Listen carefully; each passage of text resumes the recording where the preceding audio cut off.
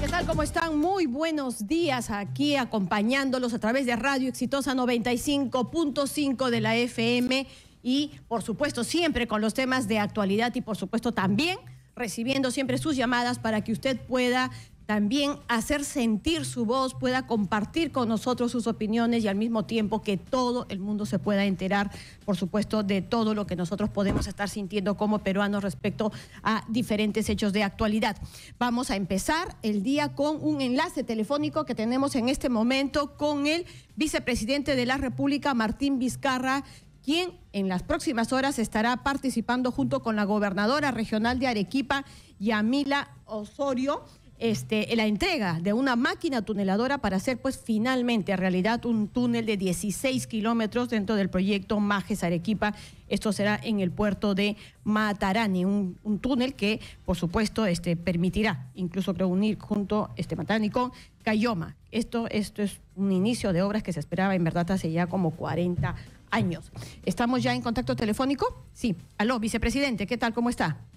Aló, sí. Buenos días, Roxana. ¿Qué tal? Buenos días. Bueno, se podría decir que, digamos, con este tipo de proyectos, con este tipo de acciones, ya poco a poco se van destrabando algunas obras pendientes y tan necesarias en nuestro país. Sí, definitivamente. El proyecto Majes en esta su segunda etapa es un proyecto largamente esperado, no solamente por los arequipeños, sino por todos los peruanos. Es un proyecto que va a dar cientos de miles de puestos de trabajo, va a reactivar la economía, va a generar también un despegue de la agricultura en el sur del Perú. En consecuencia, es un proyecto sumamente importante y por fin, después de tanta espera, esto simbólicamente representa el inicio de este proyecto, porque el corazón del proyecto es el trasvase. Y el trasvase se hace a través del túnel, y esta tuneladora va a hacerlo de manera moderna y eficiente, este túnel de 16 kilómetros, que es la parte más importante del proyecto, y ya llegó la tuneladora aquí, Arequipa, y pronto comienza sus trabajos. En todo caso, ¿ya en cuántos años más o en cuánto tiempo más sí ya se podría hacer realidad todo el sueño? En 3 años debe estar culminado al 100% este proyecto. Son varios gobiernos que lo ofrecieron, son varios presidentes que se comprometieron a hacerlo y por diferentes motivos no pudieron. Este gobierno lo va a iniciar y va a terminar la segunda etapa del proyecto de Majes, porque también hemos trabajado de manera muy coordinada con el gobierno regional de Arequipa, quien es la unidad ejecutora, es quien hace este proyecto, pero no lo podría hacer solo si no hay el concurso y el trabajo concertado con el gobierno nacional, Ministerio de Economía y Finanzas, Ministerio de Agricultura, y de esta manera hemos logrado viabilizar este proyecto. Este año se empieza las 2 obras más importantes de la segunda etapa de Majes, la represa de Angostura y el túnel de derivación de estas aguas, y para ello el equipo más importante es la tuneladora, que ha sido fabricada en el otro extremo del mundo y que ya ha llegado aquí a Arequipa y comienza su traslado a la zona de la obra. Ahora, pero esto también hace que pues replanteemos nuevamente el papel que juegan los gobiernos regionales, porque a raíz del tema de la paralización de los maestros se ha vuelto a poner el ojo precisamente en el tema de la regionalización y en todo caso la poca articulación en lo que son políticas de Estado de parte de los gobiernos regionales. ¿Tú sientes que sí, a la larga está funcionando, que fue un error esto de la descentralización? Yo no creo que la descentralización haya sido un error. Lo que sí yo creo es que se debe mejorar el proceso, porque yo he escuchado algunas voces de decir que como he encontrado dificultades en el proceso de descentralización, mejor centralicemos todo. No, hemos vivido 200 años de centralismo que no hemos solucionado los problemas del país. Se inició un proceso de centralización que tiene problemas, lo aceptamos. Entonces hay que ver cómo mejoramos este proceso. Pero creo que en estas circunstancias retroceder al centralismo que no generó progreso y desarrollo de los pueblos del Perú no es la mejor alternativa. Y una prueba de ello es este proyecto. Una prueba de ello es el trabajo que viene haciendo el gobierno nacional con el gobierno regional de Arequipa. Un trabajo articulado, no solamente en obras de desarrollo agrícola, como el proyecto Majes en segunda etapa. Estamos haciendo una serie de obras de infraestructura de transporte, por ejemplo. Estamos haciendo unas carreteras que largamente eran reclamadas por Arequipa, conjuntamente. Es decir, cuando hay voluntad, cuando hay seriedad, y se busca lo mejor para la población, sí se puede trabajar de manera articulada los diferentes niveles de gobierno. Yeah. Vicepresidente, no puedo dejar de hacerle también unas preguntas de actualidad, como por ejemplo la interpelación que tuvo lugar ayer respecto a la ministra de Educación, Marilú Martens, en la que además en un primer momento hubo pues una inasistencia, una ausencia realmente notable, y bueno, y todo indica que se viene la censura. Hay casi una presión, ¿no? Estamos casi como que primero renuncia antes de que te censure, pero lo que sí es cierto es que la carta está ahí puesta sobre la mesa.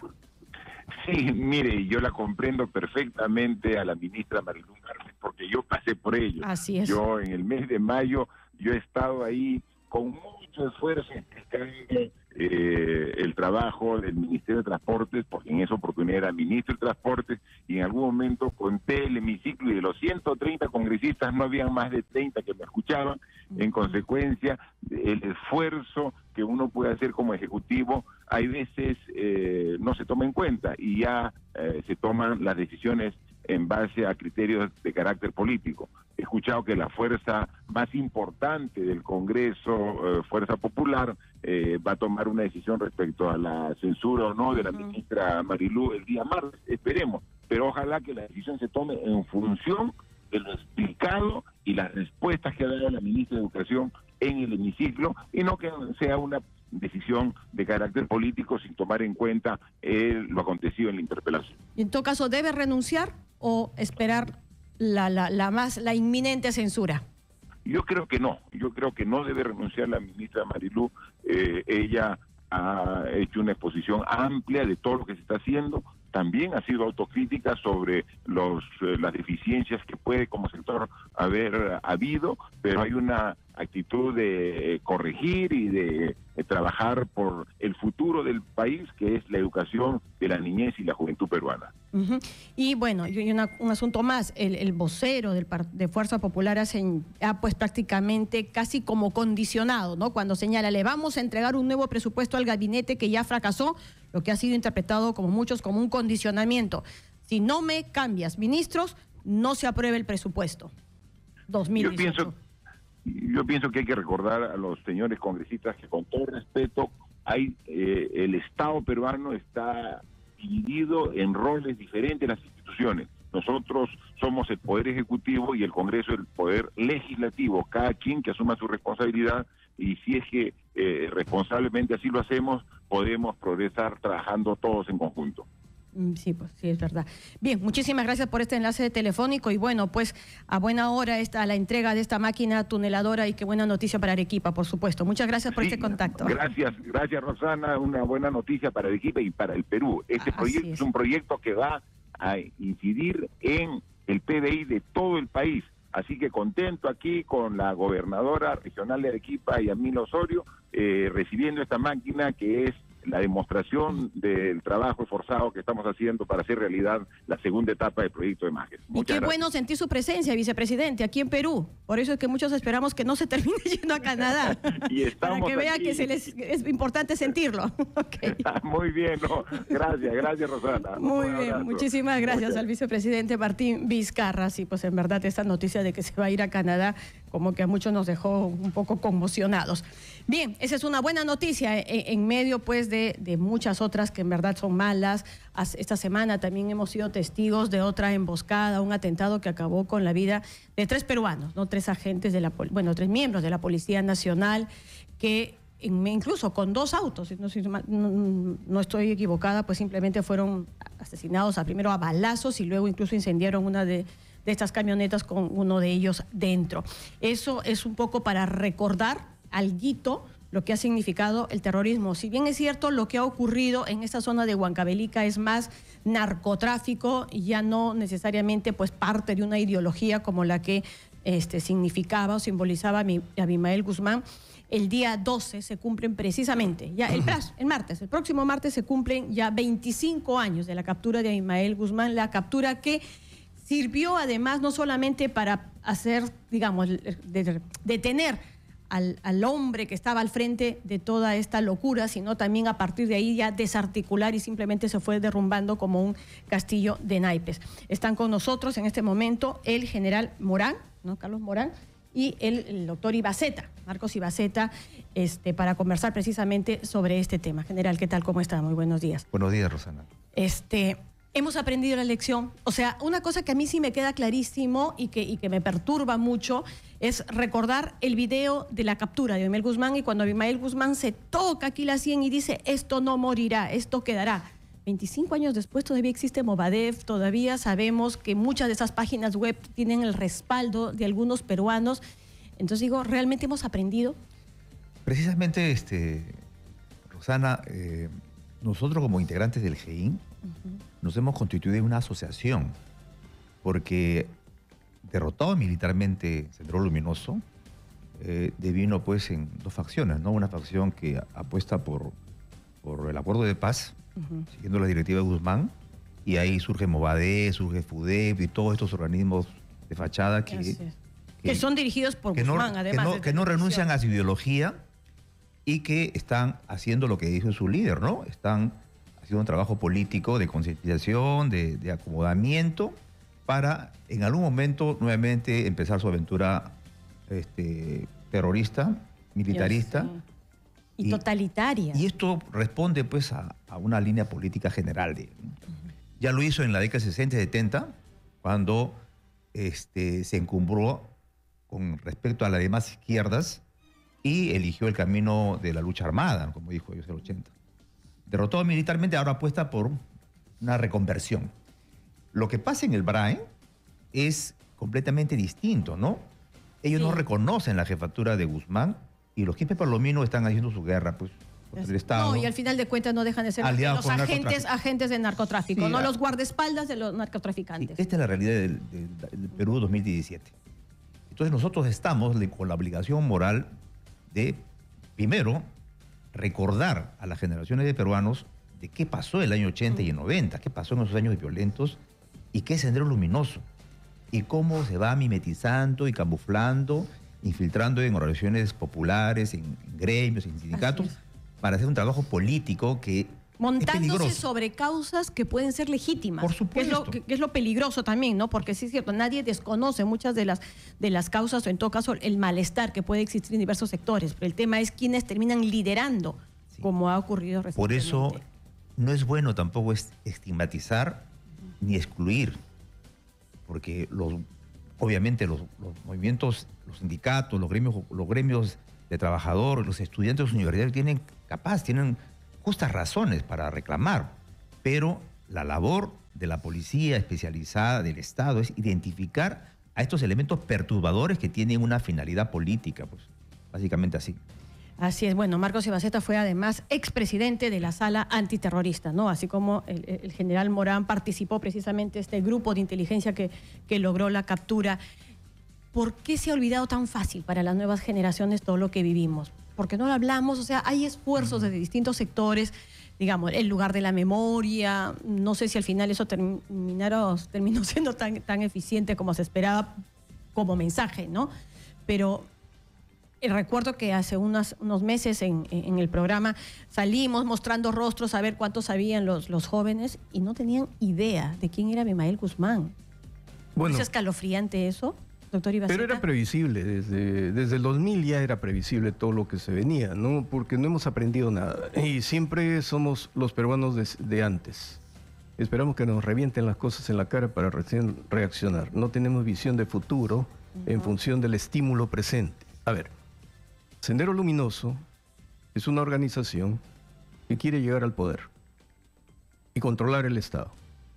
En un primer momento apuesta por la lucha armada para someter por el terror a la población y destruir un poder aparente. Porque ellos dicen, es un poder aparente porque tienen las instituciones, pero no tienen la conciencia del pueblo. Y su objetivo entonces es fortalecer su política con ideología totalitaria, pero con una acción armada E ir avanzando. Y nos puso en jaque. Vamos, que estaba Nos cerquísima. puso en jaque, estaba Sí, es cierto, cerquísima. cerquísima. Ya estaba Entonces, en toda la periferia de Lima. cuando cae Abimael Guzmán, inteligentemente logra un acuerdo de paz. Pero no se rinde. Es que fue más una especie de golpe publicitario, ¿no es cierto?, claro, de parte de Vladimiro Montesinos. O sea, la fotito, la firmita, eso no era más que pero no se rinde, foto. teniendo a toda la organización en cárcel, casi toda la organización y casi toda la cúpula, No se rinde. no le obligan a rendirse. Entonces, al no rendirse, empieza una guerra política para superar ese problema de la cárcel y reconstituir su organización. Cerca al Estado a través de los organismos supranacionales de control de derechos humanos, nos trae abajo la legislación antiterrorista, nos trae abajo los procesos judiciales, va a un nuevo juzgamiento y nosotros como Estado cometimos la peor torpeza: ser concesivos con una organización no rendida.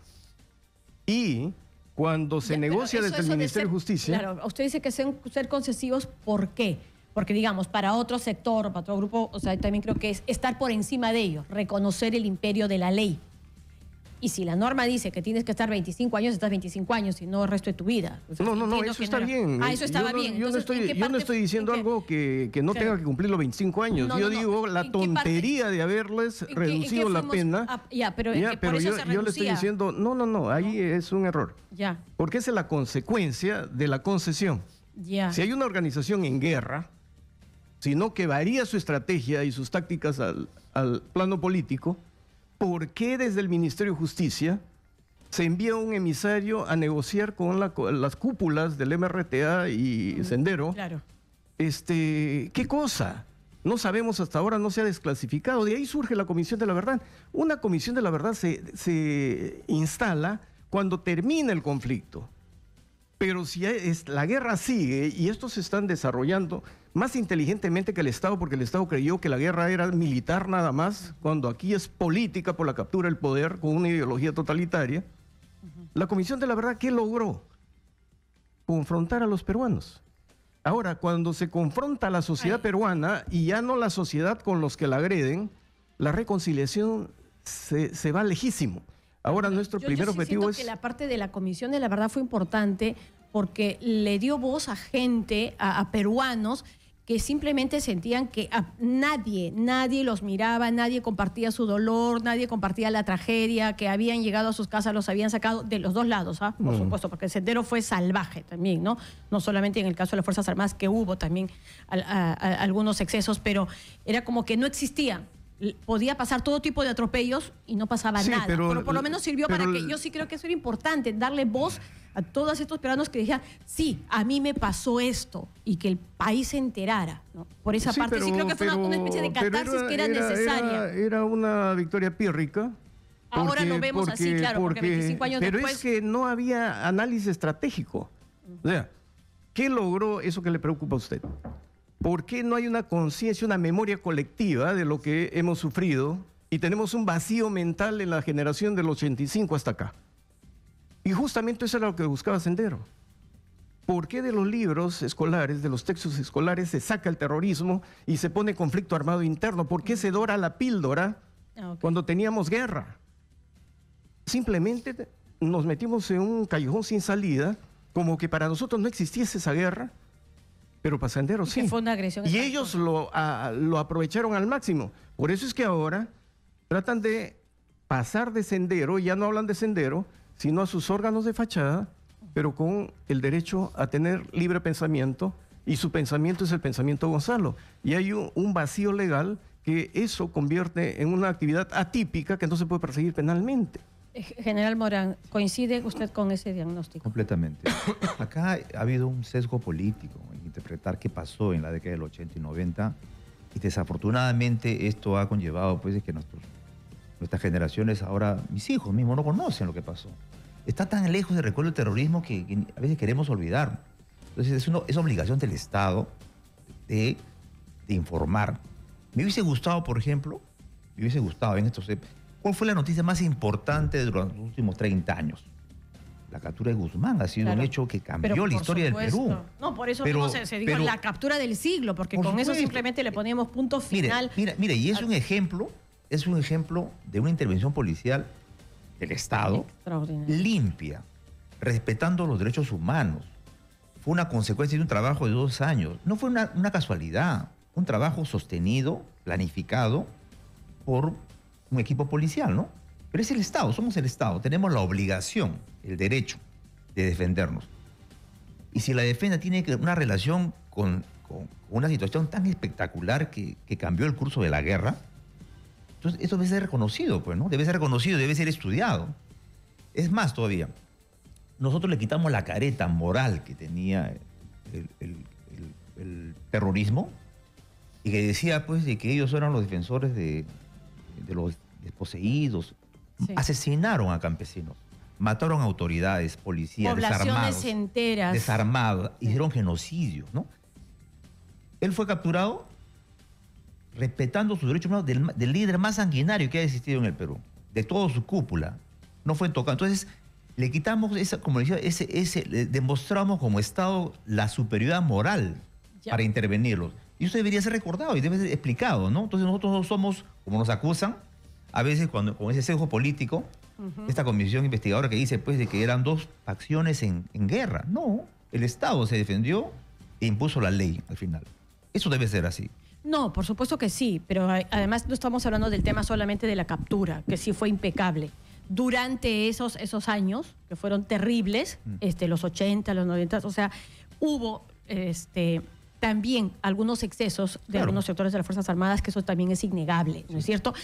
Quienes empezaron fueron, por supuesto, los terroristas. Quienes empezaron, quienes provocaron, y lamentablemente los que estaban en la cancha, sin probablemente una política clara de cómo actuar, eran las Fuerzas Armadas, poniendo ahí el pecho, por supuesto. Y tenían probablemente que dar esas cosas porque yo sí creo que ahí lo que faltó fue más bien un liderazgo político fuerte, o sea, lamentablemente. Allí estamos de acuerdo, que ha habido excesos, siempre en una guerra hay excesos. El problema es identificar y puntualizar el exceso. Pero políticamente Sendero utiliza y dice un Estado genocida. Así es. Es una política No. sistemática de violación de derechos humanos, desprestigia al Estado, se victimizan, el Estado es el agresor y después meten presos a todos los agentes del Estado. Pero mire, yo quiero ir a la acción militar ahora en el BRAE. He escuchado que usted dice, ahora son más narcotraficantes. Claro, Y la parte militar. Eso mismo decían del BRAE antes del secuestro de los trabajadores de Techín. Cuando nosotros decíamos, no, hay que tener cuidado, todo movimiento terrorista que tiene una ideología manipula, se alía con lo ilegal, narcotráfico, hay que ver Afganistán y todas las zonas donde producen narcóticos, las FARC, que son el cártel Uy, más hasta grande. submarinos tenían. Sí. Muy bien. Sí. Entonces, nosotros hemos minimizado el BRAE. Decían, no, son 7 loquitos, son poquitos. Cuando secuestran 50 trabajadores de Techín, y mire, Cuando se baja un helicóptero. mata y no puede entrar la policía. Pero en el trajín desde el 92, la captura de Miguel Guzmán, casi desmantelan el GEIN, casi lo han desaparecido. Debilitaron a la DIRCOTE. Yo visité las instalaciones y ya no tenían ni tecnología, ni estructura, ni presupuesto, hacían lo que podían, pero ahí está la DIRCOTE tratando de subsistir, pero con un Estado ciego, sordo, mudo. El problema del BRAEM con este ataque es que hemos tenido primeros al noreste de Huanta, la primera emboscada, ¿verdad? Hace un par de meses, creo. Ajá. Pero esta vez la tenemos en Churcampa. Ya. Antes el límite del BRAEM era Vizcatán, La Mar y el N. Y hacia el sureste estaba Quiteni y la Convención. Pero ahora, Entonces que están ampliando. ahora han venido hacia Huanta, pero ya están en Churcampa, en la subida a Huancavelica. Oiga, si el narcotráfico, terrorismo, ya está actuando contra nuestros policías y los está eliminando en Churcampa, que no nos extrañe que empiece a eliminarlos en Huancavelica. Y nosotros siempre vamos a decir, son 2 narcotraficantes, es ajuste de cuentas. Y los Quispe Palominos no se burlaban de los helicópteros. Por supuesto. No, Entonces- claro, y hasta para recuperar el cuerpo del soldado Vilca, que se tuvo casi que contar con la autorización de ellos porque era una especie de zona tomada, ¿no? solo pudo entrar Y al solo el policía padre. lo metieron Pero- preso por quejarse de sus superiores. Sí, pues. Mira. Estos narcotraficantes, ¿cuánto hay de ideología? O sea, a mi impresión es que ya no hay, pero le pregunto a usted que es el experto, Bueno, general Morán. Lo que queda del Sendero Luminoso de esa facción de Proseguir es el José, ¿no? El mayor, de Palomino, y su hermano Raúl. Los dos, Ya, pero Proseguir Olga, está en una línea distinta a la de Abimael. por supuesto, están haciendo la guerra contra el Estado peruano y Y punto. van a sobrevivir y van a morir en algún momento o van a ser capturados.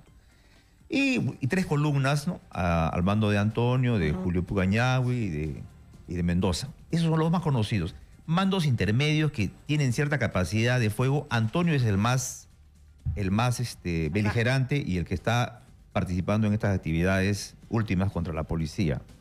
Ujú. Bueno, ¿tienen ideología? Obviamente que sí, ¿no? Tienen una ideología y se mantienen dentro de esos parámetros. El asunto es que hay que reconocer acá, yo tengo mucha diferencia con el presidente Humala, pero tuvo logros significativos con el abatimiento de Alipio, que era el mando militar más sanguinario que tuvo el BRAE, y Guillermo y el hermano menor de los Quispe Palomino, ¿no? Gabriel. Estos fueron abatidos en operaciones especiales de inteligencia con participación de la Fuerza Armada y la policía. Ese es el camino. Para actuar en el BRAE contra Sendero Luminoso, ese es el camino. Tiene que haber una estrategia que Ya, pero integre la inteligencia policial y la Fuerza Armada. Miles de soles se han destinado en Bueno. los últimos años. Sí, Una pues. barbaridad, 20 y tantos mil millones, o sea, solamente para las labores de inteligencia en una zona que no es tan grande, Sí. que puede ser compleja, difícil geográficamente, pero para la cantidad de recursos que se ha destinado, no tenemos aún los Por- resultados. Tenemos que sentarnos, el Estado tiene que sentarse y sincerar pues lo que Ya, está pero pasando. ahora- Sin esa estrategia, una estrategia definida, sin un liderazgo, sin un conocimiento, van a pasar años y vamos a estar en la misma situación. Yo entiendo la diferencia entre lo que puede ser el Proseguir, que es una línea distinta, sí. y Movadef, FUDEP. otra No, cosa. me parece más peligroso esto último. ¿A usted no? Sí. Porque siento que, claro, el problema para es lo mí- del para Brain mí- y Huancavelica, pero que el Movadef cuente con 5.000 maestros firmando sus planillones para que puedan ser partido, a mí me escarapela. Es que mire, en la línea de acción política, porque quiero terminar con el Brian, en la línea de acción política hay dos sectores que son un pastel para ellos. Para el tema ideológico, habría que infiltrar el magisterio. Pero ya habían infiltrado los frentes de defensa, ¿no? Ya habíamos tenido demostración de violencia extraordinaria ahí. Pero ahora que ya hemos visto y que el ministro del Interior lo ha ratificado, también vemos otra pera en dulce, las rondas. Si se logra infiltrar las rondas. Si nosotros concebimos las rondas de acuerdo a lo que la Constitución estableció, eran mecanismos de coerción para que se defiendan las comunidades que pertenecen a otra cultura y que sus costumbres se rigen por el derecho consuetudinario. Pero ahora, analizando quiénes dirigen las rondas, no tienen nada del campesinado que por cultura tiene unas restricciones. Entonces nosotros seríamos la cultura dominante y ellos una cultura intermedia que va en tránsito. No. Los jefes de las rondas, el señor Gregorio Santos, el señor Castillo. Entonces, ahí tenemos ideología. Y si usted logra el magisterio, garantiza la ideologización de los niños, hasta grandes. Y si usted logra las rondas, tiene al pueblo armado. Y no nos estamos dando cuenta. Y en el BRAEM, todo este conflicto, si nosotros ganamos en el BRAEM, pero el ganar, el triunfo, no puede ser militar solamente ni policial, tiene que ser político y económico. Sí, pues, ¿Cuánto eso es hemos lo más invertido? difícil. Porque ahorita, ¿cuántos efectivos de las Fuerzas Armadas y Policiales tenemos en el BRAEM? Pero los matan, están abandonados, y los pueblos del BRAEM siguen sin energía eléctrica suficiente, sin caminos, caldo de sin cultivo. organización, y vamos a invertir en Talara $6.000 millones. ¿Por qué no hemos invertido en caminos, en infraestructura, en energía, 3.000 millones, pero sin ladrones? Sí. Ese es el otro tema. ¿El GEIN ya no existe? Bueno, el GEIN como grupo ya no existe orgánicamente, pero Digamos, la experiencia de todos ustedes, que además conocían al detalle cómo se mueven, cómo es el modus operandi estos grupos ya no está. Ya no, Bueno, digamos, la experiencia de ustedes se ha perdido. La idea, no. Todavía algunos siguen trabajando, algunos que están en actividad están trabajando en grupos especiales. El legado del GI no se queda solo en los hombres que pasaron, sino también en el conocimiento y en la experiencia que ahora algunos efectivos que siguen todavía en actividad están trabajando en grupos especiales, en la Dirandro y en la Diricote, claro, manejando grupos especiales. El problema es, como decía el doctor Ibaceta, es de que esto debe ser una política del Ministerio de Interior que pueda desarrollar estas competencias con la tecnología que existe ahora para poder avanzar, pero como me ratifico, sin un liderazgo, sin una unidad de comando. Nosotros vamos a estar esperando 5 años más y vamos a celebrar capaz el 30 aniversario de la captura de Guzmán y con el mismo problema en el BRAE y el Bobadés en Lima, en las ciudades. No, pues, creo que es obligación. Y el fanatismo, sí, Y permítame, general, le falta algo. No hay marco normativo. Exactamente, tampoco. Es un tema que... Ajá. Importantísimo. ¿Con qué instrumentos, con qué herramientas los combates? Y un ejemplo, como dice el doctor Ibaceta, rapidísimo. La ley de arrepentimiento del año 92 fue una herramienta fundamental para trabajar. Y ahora con la delación premiada, con lo que está de moda ahorita, es un antecedente bueno, que funcionó en su momento, ¿no? Sí, pues lamentablemente. En fin, confiemos en que en 5 años no estemos repitiendo lo mismo, de verdad que no, y ojalá que sí. Creo que también de parte de los medios es nuestro trabajo recordar, ¿no?, a todas estas nuevas generaciones lo que significó, lo doloroso, lo trágico que fue esa experiencia. Muchísimas gracias por haber estado con nosotros. Gracias.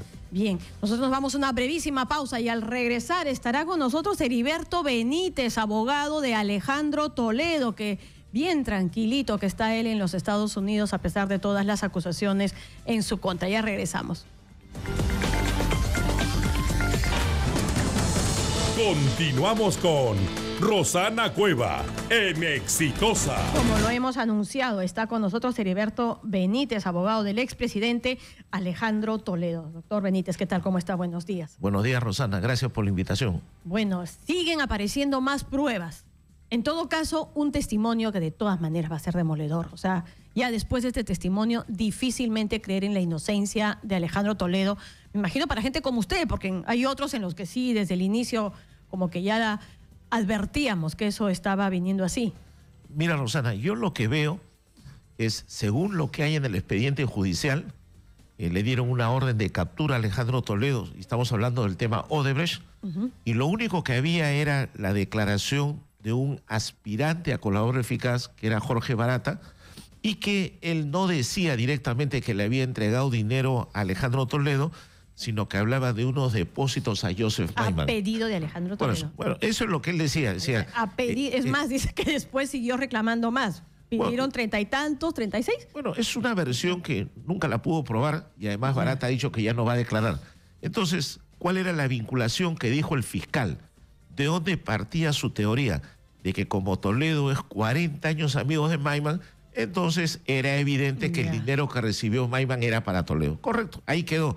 Ahora aparece Maiman. Maiman, según se sabe, ha dado su declaración como colaborador eficaz, pero ¿producto de qué? Es una declaración interesada, coaccionado, presionado y arrinconado, producto de una prisión preventiva y del embargo de sus cuentas y de sus bienes. Entonces, una declaración que si afecta a Toledo tendrá que ser valorada, tendrá que ser cotejada, tendrá que haber debates periciales para lo que dice y todavía entrará a manos de un proceso judicial. Claro, lo que pasa es que si aislamos los casos, podrían quedar como usted los presenta. ¿No es cierto? Claro, sí, los aísla, pero la idea es justamente que se puedan acumular, ¿no? Porque entonces el caso Odebrecht, efectivamente, el caso Odebrecht solitito es solamente el testimonio de Barata diciendo, me pidió tanto y yo le entregué. A través de terceros, siempre. Está bien, bueno. O sea, no es que Toledo digamos, le dijo, sí, pues, pero digamos, o sea, usted viene investigando temas de corrupción hace muchísimo tiempo y sabe muy bien que en este tipo de cosas entran a tallar terceros, ¿no? Precisamente para poder mantenerse al margen. Pero aquí lo importante es ver quién terminó beneficiándose. Entonces, Maiman, que se supone que no tiene nada que ver, termina a la larga con Ecoteva, que es el otro caso, está el beneficio.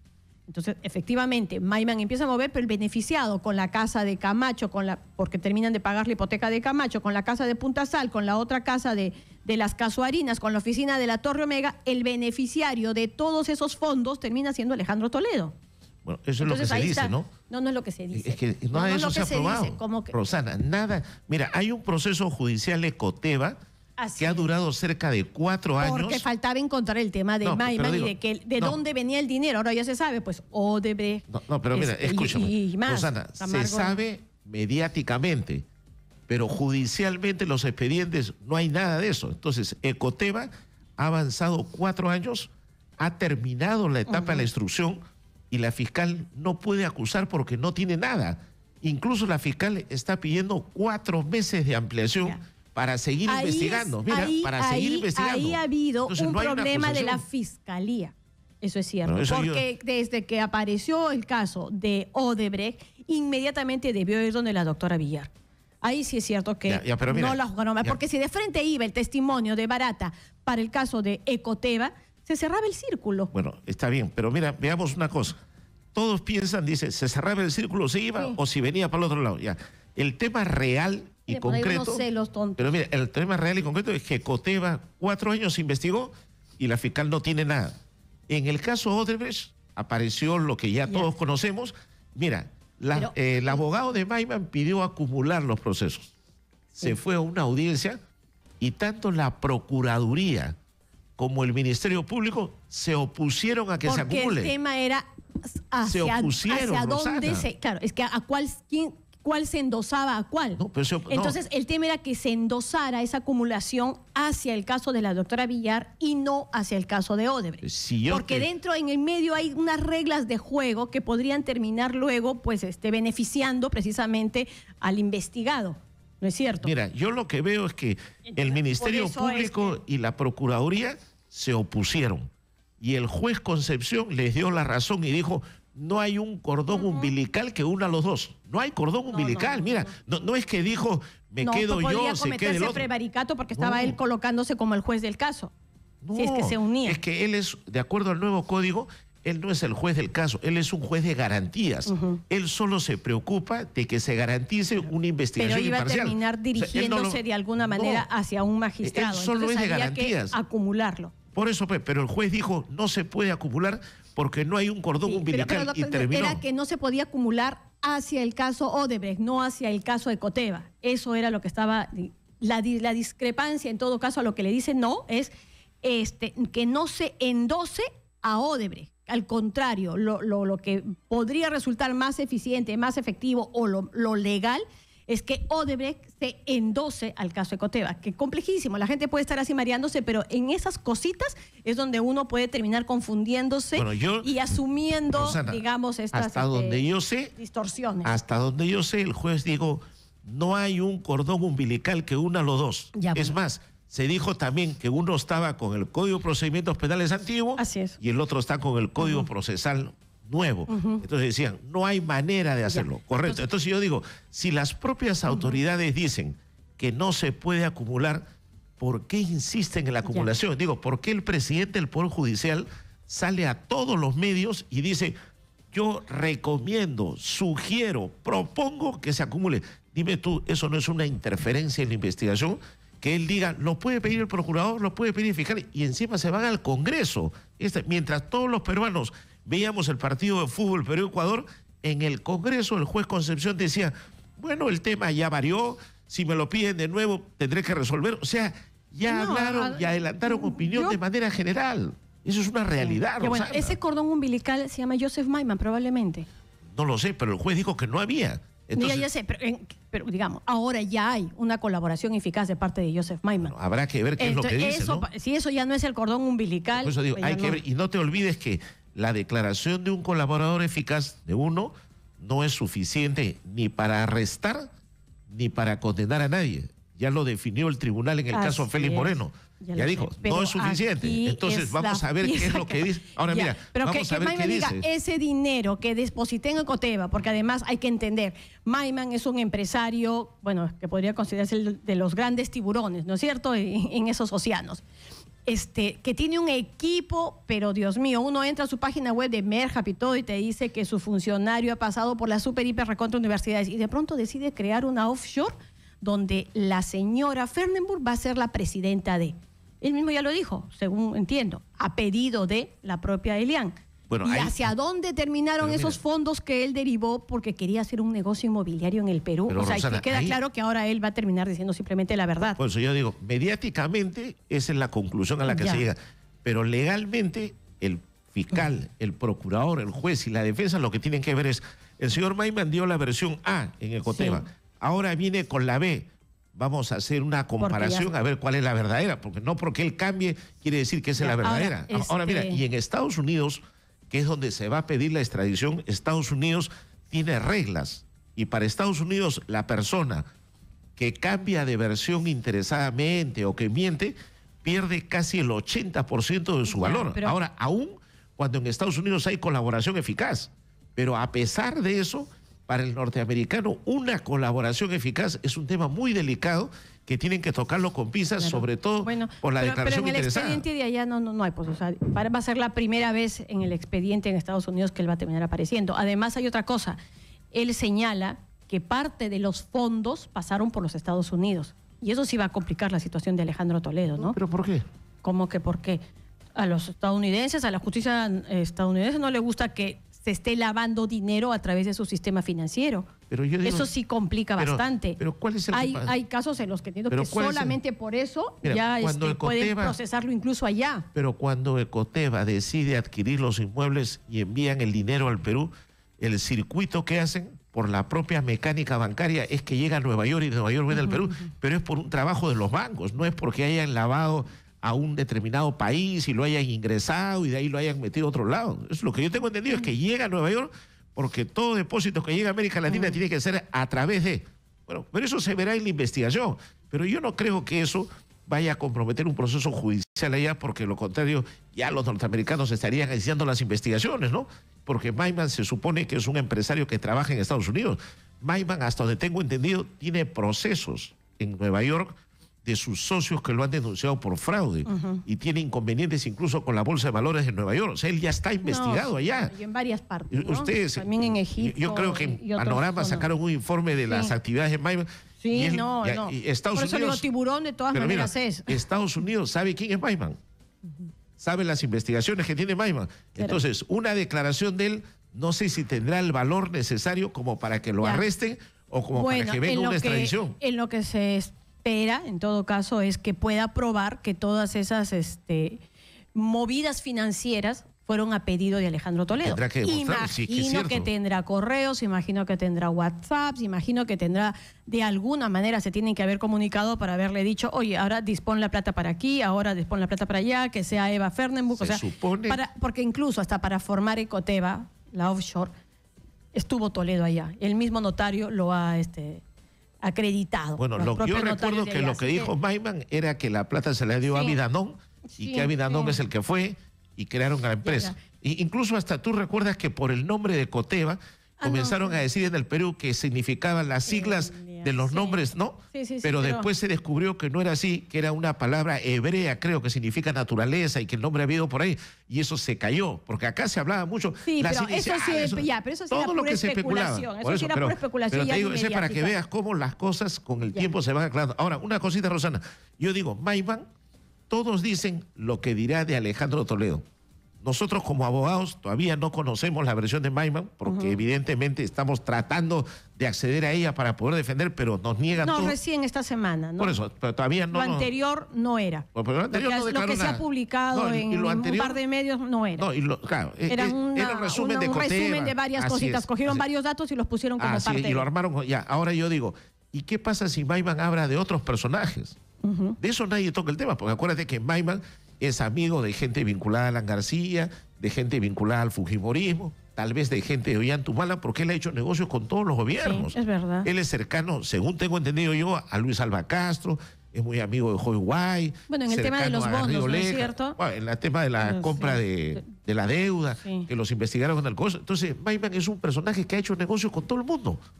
De repente, Bueno, si él habla, dependerá, claro, de que se repente vea todo el mundo en dice qué caso, Toledo, sí. y de repente la expectativa es que termine hablando del gobierno Ahora, de García. pero yo entiendo que si va el fiscal del caso Odebrecht, va para preguntarle sobre el tema Odebrecht, ¿no? O lo ¿Y qué ideal pasó con sería, el caso Nadine lo Heredia? ideal sería Acuérdate. que se pueda, por supuesto, que él pudiera decir, me acojo a todito esto, ¿no? No, pero acuérdate que en el caso de Nadine Heredia fue el fiscal Juárez a preguntar sobre Nadine Heredia y Ollantumala.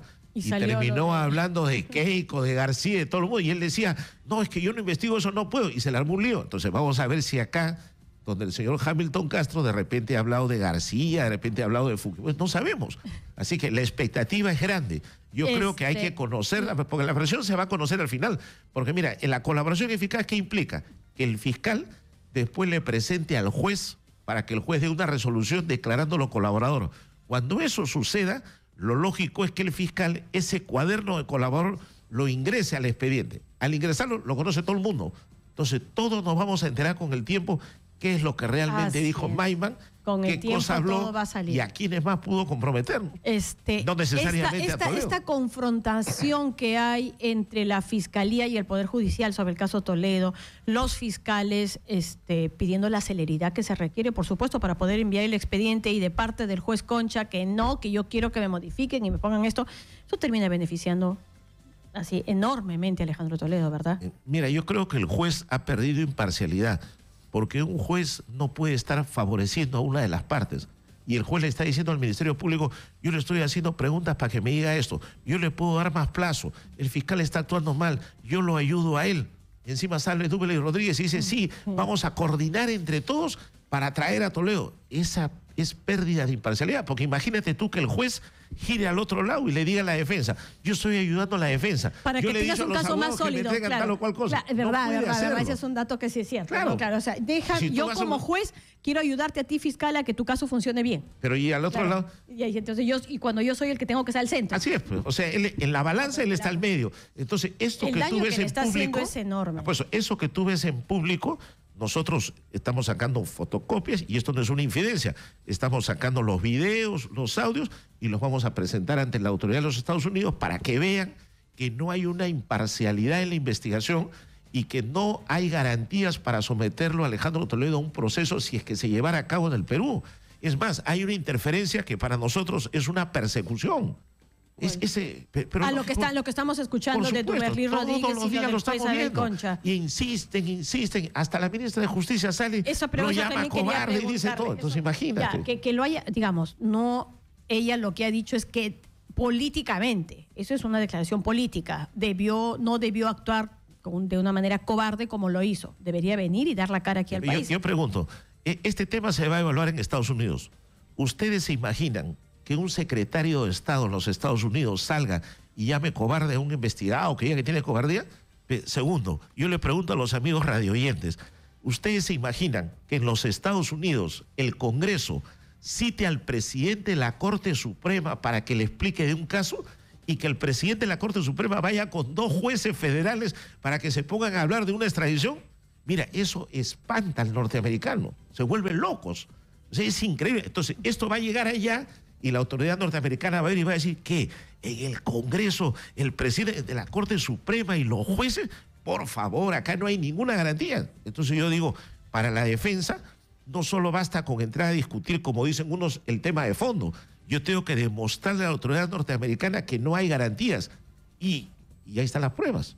Son evidencias. Mira, todo el mundo se da cuenta, pero nadie quiere hablar. Todos hablan que ya cayó Toledo, que Toledo es culpable, pero hablemos del debido proceso. No, claro que sí. Y además claro, en este caso, bueno, pero también es cierto que lo que sí se advertía era que de parte del juez Concha era como una especie de estar dándole la mano permanentemente a Alejandro Toledo, la manera en que ha ido dilatando el caso. Y el juez Concha ha explicado de que el Ministerio Público presentó como 4 denuncias y que todas estaban mal hechas. Y mira, y el juez Concha decía, presentaban primero una teoría y yo lo devolvía porque tenía que ayudarlos porque esa no era. Presentaban otra y dijo que así lo hizo como 4 veces. Entonces yo pregunto, ¿puede un juez decirle al fiscal, oye, tu teoría está mal, dame esta? Porque el juez decía, yo en los periódicos veía y decía, este es el verdadero tema, pero el fiscal me decía otra cosa. Entonces, esa declaración a confesión de parte, relevo de prueba, el juez está demostrando que había una investigación manipulada. Sí, pues, pero en todo caso, lo que parece es que fue el mejor aliado suyo de la de Alejandro Toledo. Concha parece así, el mejor aliado. Yo sí lo tengo clarísimo hace bastante tiempo. Pero acuérdate que, con todo esto, peor. Ya, Rosana, pero acuérdate que la fiscal Villar solicitó a Suiza asistencia judicial para que le envíen los movimientos bancarios que podía haber hecho Maiman y determinar cuentas. Y Suiza le contestó que no lo podía ayudar porque la investigación que estaba haciendo no tenía delito fuente y que no tenía Pero los es que requisitos para eso para era poder que se hacerlo. pedía, Ya, pues, precisamente, entonces, para y se la devolvió. 4 veces le ha devuelto Bueno, por Suiza eso, pues a la ya, fiscal. pero con Odebrecht Pero mira, aparece la uno de fiscal- los delitos fuente. No, pero me refiero, para levantar el secreto, Sí. o sea, para conocer el Sí, movimiento sí, que no sí, tiene sí, nada sí, que ver sí. con Odebrecht, Suiza le dijo 4 veces a la fiscal Villar, su pedido está mal hecho, no hay argumento, no es sólido, se lo devolvió 4 veces. Y por eso es que ella no tiene que acusar. Ha pedido 4 meses más y el Claro, plazo por ya eso, le venció. por eso, Ahora, por eso. eso Yo está coincido para con resolver. usted en Mira, que Rosana, eso está para resolverse. En la 4ª sala penal, en los próximos días va a haber una audiencia. A ver si le amplían o no los 4 meses a la fiscal Villar para que se vea coteo. Porque si lo cierran ahorita, no tienen nada y el caso se va a archivar. Entonces hay una presión. Ellos, los jueces, dirán, ¿cómo voy a archivar el caso? Si no hay nada. Pero quieren presionar. Ahora hablan de nuevo de por eso, acumulación. Ya no saben qué hacer. Lo que voy a coincidir con usted es que el sistema de justicia no está ayudando en nada, al contrario, parece un aliado de lo que podría ser esta lucha contra la corrupción. Pero la otra lectura es que no haya nada y que el sistema de justicia no puede hacer nada. Sí, o sea, una lectura es que estén ayudando a una de las partes. La otra lectura es que han investigado y como no han encontrado nada, tienen Sí, que pero archivarlo. no es que no han encontrado nada. Yo sí creo que en este caso todo ¿por qué lo que no ha acusan, ocurrido con Rosana? Odebrecht, porque los fiscales en este caso, no sé por qué razón, quiero A creer ver. que no es personal, cuando aparece el testimonio de Barata respecto a Toledo, debieron inmediatamente incorporarlo al caso Ecoteva y no pues decir, no, yo tengo mi propio casito y esto es para mí solo. Eso estuvo fatal, ¿no es cierto? Y es más, si lo hubieran dado a conocer en su momento, ni siquiera Toledo estaría ahorita en los Estados Unidos. Ya, Porque si el 21, 22 de diciembre ya se conocía que eso estaba viniendo, le dio tiempo de sobra para que el día 12, 13 de enero se pudiera ir tranquilísimo. No, es que acuérdate de una cosa, que No, el testimonio no, de un eso es aspirante a colaborador no tiene valor. Entonces el fiscal no podía hacer nada, porque todavía tenía que corroborar. Y se desesperó. No, Pero es ahí así, pudieron- Rosana, es así. Un testimonio no te da lugar. Sí, Y en el deberían caso- tomar más mira, lecciones y de, en el de caso cómo se Ecoteva, maneja el caso. Y acuérdate, en Brasil, el caso todo el caso Ecoteva, Lavallato. mira, el caso Ecoteva son 4 años y no hay acusación. ¿Por qué la fiscal no acusa? Porque no tiene nada. Y siguen ampliando y ampliando y ampliando, ¿no? Y en el caso Odebrecht, bueno, ahora aparecen los demás. Claro, Vamos porque a el que ver la qué dice. complicó fue Maiman, ¿no? Y complicó también toda esta maraña de empresas y de offshores, una tras otra, que te permite, que te impide en todo caso Rosana, pero de todo manera eso ya- eficiente jalar la pita para que tú puedas Pero llegar no te olvides, exactamente al Rosana, delito fuente. que todo eso ya se sabía desde Coteva. Y la fiscal ha estado investigando y no ha llegado a desentrañar absolutamente nada de lo que se dice. Entonces, ahí hay que tener cuidado. Yo creo que la investigación debe continuar. Hay que esperar a ver qué dice Maiman. Y evidentemente, a Alejandro Toledo aquí ya le han dado una pena anticipada, porque el hombre ya está condenado y ni siquiera lo han escuchado. Ya. no Para ha usted tenido una todavía, versión. para usted es inocente. No, yo digo, pero yo soy el abogado de Toledo y él me ha dicho que no ha cometido ningún delito. ¿Y usted le cree? Yo tengo que creer en él para defenderlo, porque si no, y además veo el Pero digo, con expediente. todos estos hechos usted le cree. Pero yo veo el expediente y legalmente no hay nada. O sea, No, mediática- legalmente ya. mediáticamente, Ya. Ok, Toledo eso es está una condenado. cosa. Mediáticamente. Ya, pero para usted sí legalmente, cree que es inocente. pero legalmente no veo nada. No veo nada, porque todo lo que veo son especulaciones. Entonces yo tengo que ver el expediente a ver qué pasa. Hasta ahora está bien. Y lo que quieren pedir Estados Unidos, yo dudo que Ajá. Estados Unidos Entonces, ya, claro, pueda dar con luz las verde. reglas de juego yo lo saco a pesar de que todas las evidencias que pueden haber ahí. Yo soy abogado, no soy el fiscal del caso. O sea, si yo fuera el fiscal, seguramente mi respuesta sería otra. Pero yo soy el abogado. Y como abogado yo tengo que ver lo que hay en el No, yo expediente. le preguntaba a título personal nada más, ya como ser humano, no como abogado. ¿Usted cree en su inocencia? Yo tengo que creer en mi patrocinado. Bien, doctor Heriberto Benítez, muchísimas gracias por Gracias, haber estado Rosana. con nosotros esta mañana. Nosotros vamos a una brevísima pausa y al regresar estaremos conversando, por supuesto, con Richard Arce del Frente Amplio Nuevo Perú, ¿no? Y vamos a tener un enlace telefónico también con el congresista Velázquez Quesquén y Johnny Lescano de Acción Popular. Ya regresamos. 10:07 de la mañana y por supuesto lo que vamos a tener que conversar, evaluar, en todo caso es lo que ha ocurrido ayer en el Congreso de la República. Dicho sea de paso, la pregunta del día para que usted nos haga llegar sus respuestas vía Twitter en @exitosape o vía Facebook a Exitosa Noticia es: ¿cree que la ministra Martens será censurada? ¿Cree usted que la ministra Martens será censurada? Y en todo caso también pues comparta con nosotros su posición al respecto, si usted está de acuerdo o en desacuerdo con lo que ya parece en verdad un hecho inminente, que es el tema de la censura. Bien, estamos en contacto telefónico con el congresista Javier Velázquez Quesquén. Y ¿qué tal, congresista? ¿Qué tal? Buenos días. ¿Aló? Está buenos días, Rosana. ¿Qué tal? ¿Cómo está, congresista? Hay una desazón respecto a lo que en lo que están convirtiéndose muchas veces estos procesos de interpelación, y tiene que ver con el desinterés de un amplio sector de congresistas pues por estar presentes. Convocas a un ministro de Estado, lo mismo nos recordaba hace algunos minutos el vicepresidente Martín Vizcarra, que acuden y tienen que estar respondiendo pues prácticamente a un auditorio casi vacío, ¿no? Que demuestra muy poco interés realmente en las respuestas, pero en cambio sí luego para proceder a lo que podría ser una posible censura. Bueno, primero decir lo siguiente, y eso no quiero, he estado ahí también en la interpelación y no quiero justificar algunas ausencias. Primero es que el procedimiento de interpelación tiene un protocolo, o sea, responder preguntas que puntualmente se le han alcanzado a la señora ministra con anterioridad.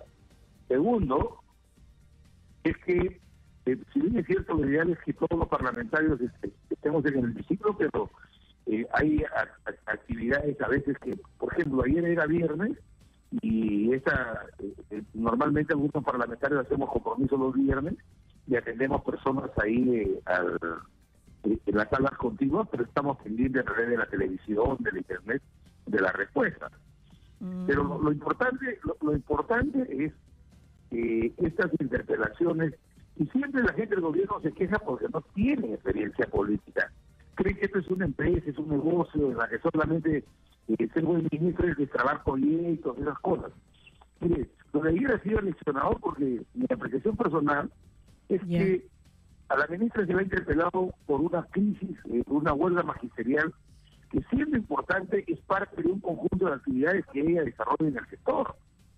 Entonces, ella ha podido tener la oportunidad, por ejemplo, de explicar varias cosas que el Parlamento no conocía. Tanto es así que la percepción que ha habido al término de la sesión casi a la medianoche es que nadie ha querido pedir una censura de ella, pero siempre las interpelaciones tienen que ver con problemas del país, no es para darle un premio ni para darle el Oscar de la educación. Entonces, ayer había preocupaciones, por ejemplo, yo he expresado a ella personalmente que la SUNEDU, que resultó promovida como la solución al problema de la Asamblea Nacional de Rectores, hoy día la SUNEDU es una rémora. La SUNEDU es un órgano burocrático indolente que a 3 años de instalado solamente ha podido licenciar 14 universidades de las 142 que hay. Entonces, estos procedimientos de interpelación sirven para eso, porque las preguntas están hechas con anterioridad y el país escucha las respuestas. Entonces, al margen de esas definiciones, también he visto que han cuestionado que el presidente del Congreso no ha estado todas las horas ahí dirigiendo el Congreso, pero él también tiene compromisos formales que cumplir. Sí, pero entonces si es así, pues no se le invita para esa fecha. Porque digamos, uno ya tiene compromiso. Si es así, no se le invita para una fecha que le resulta tan complicada a muchos congresistas. Pero no ha sido solo el caso de Marilu Marten. Lo mismo pasó también con Martín Vizcarra, lo mismo ha pasado también con otros ministros que de pronto llegan, cumplen, pero la imagen que queda para la ciudadanía es la de una indolencia enorme. No, pero te quiero decir algo, Rosana. La interpelación tiene plazos constitucionales. O sea, una vez que se aprueba la interpelación, la Constitución establece que el ministro se presenta no antes del 3er día ni después del 10º día. Entonces, históricamente siempre ha sido así, pero yo rescato el lado positivo. Yo creo que la ministra ha hecho un buen desenvolvimiento en la explicación de las preguntas, inclusive ha podido mostrar muchas de las cosas que no se conocían que viene haciendo. Y mi apreciación es que si es un sector tan importante, como lo había entendido la bancada, en materia de seguridad y de educación hay que cuidar mucho de no estar cambiando ministros porque la política pública es muy sensible, tiene resultados de mediano y largo plazo y no podemos estar jugando pues a cortar cabeza de ministro, ¿no? Claro, pero digamos, ya está claro que se viene una censura, ¿no? Pero de parte del Frente Amplio, por lo pronto ya empezaron a recoger algunas firmas y desde otras bancadas ya se le ha dicho incluso mejor renuncia, pero el mensaje es casi mejor renuncia antes de que te censure. Claro, es que hay igual manejo de la huelga, pero yo creo que el fin de la balanza lo va a determinar Fuerza Popular, que sé que el martes todavía va a tomar una decisión. Nosotros tampoco no hemos tomado una decisión, pero mi impresión es que esta crisis ministerial no alcanza a la ministra solamente. Usted verá que cuando se iba a instalar la comisión que iba a negociar, el ministro del Interior le echó un cilindro de combustible a esa ministro de esa reunión cuando dijo que Pedro Castillo estaba vinculado al FONMAR y al MOADEP. No hay un orden en el gobierno. Y estas interpelaciones, Roxana, al margen de la crítica que tú nos haces y que muchos ciudadanos nos hacen en cuanto a la que sigue el Congreso, sirven para ordenar la gestión del gobierno. Para eso son las interpelaciones, sirven para ordenar. Porque esta huelga no hubiera durado tanto si todo el equipo ministerial hubieran estado alineados en torno a defender la reforma magisterial. Y porque además en el inventario final, si te das cuenta, esta huelga le ha costado casi 2.000 millones de soles a todos los peruanos y no hay una garantía de que se recuperen las clases. La ministra hubiera sido muy enfática y creo que en eso hay que respaldarla porque los gobiernos regionales juegan a la libre. O sea, el gobierno nacional dispone que se recupere, pero los gobiernos regionales, para mantener una empatía con los sindicatos de su zona, se hacen de la vista gorda y esas clases se pierden.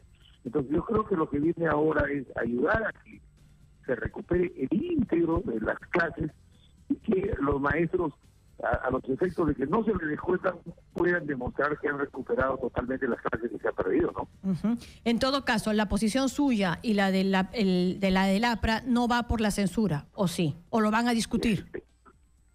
Mire, lo conversamos previamente y de verdad que casi en los 5 hay el ánimo de no hacerlo, porque esta es una política pública muy sensible. Creo que si esta es una crisis de una huelga que puede haber en cualquier sector, que no, en el fondo no califica concluyentemente la calidad del servicio de un ministro de Estado. Puede ser una debilidad, pero también hay que ver lo que se está haciendo, ¿no? Hay 25 colegios de alto rendimiento, que fue lo que creamos nosotros, creamos uno, y ahora hay 25. Tenemos que ayudar a mejorar los indicadores educativos. Y creo que no debemos estar preocupados, creo que todos debemos estar más preocupados en que se acabe el año escolar, pero con una recuperación de clases de los alumnos. Sería fácil cambiar un ministro y mañana de repente ya nos olvidamos de la recuperación de clases.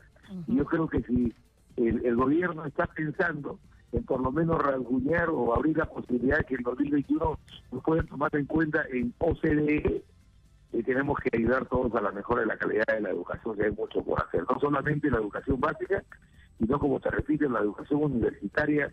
Y la SUNEDU es un desastre burocrático, es un desastre, no lo digo yo, lo dicen hasta propios funcionarios de este gobierno, parlamentarios, porque se ha vuelto en un muro de contención para que las universidades puedan avanzar, luego el licenciamiento, avanzar en lo que debe ser la acreditación, que es lo fundamental para mejorar la calidad de la educación universitaria, ¿no? Sí, pues, en fin, ya veremos en qué termina todo eso. Muchísimas gracias por ese contacto telefónico, congresista Velázquez Quezquén. Muchas gracias, Roxana, muchas gracias. Gracias a usted.